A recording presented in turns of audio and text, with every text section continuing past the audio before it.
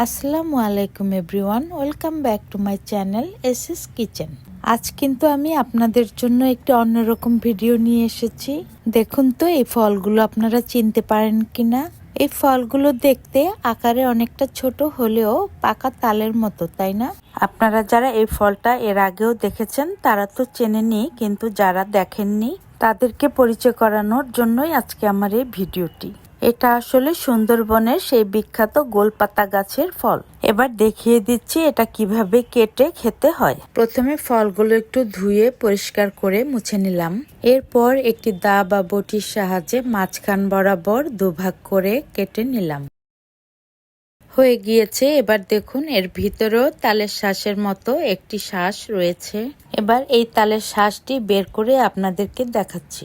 এটা কিন্তু কচি তালের শ্বাস নয়। তালের শ্বাসটি যখন বাতি হয়ে একটু শক্ত হয়ে যায় তখন ঠিক যেরকম লাগে, এটাও স্বাদে গন্ধে অনেকটা সেই রকমই।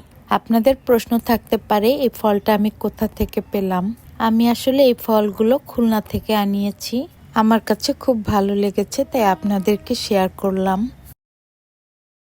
এবার বাহিরের শক্ত অংশটা ফেলে দিলাম। ভিডিওটি ভালো লাগলে প্লিজ আমার চ্যানেলটি সাবস্ক্রাইব করে আমার পাশে থাকবেন। একটা লাইক দিয়ে কমেন্ট করে আমাকে জানাবেন।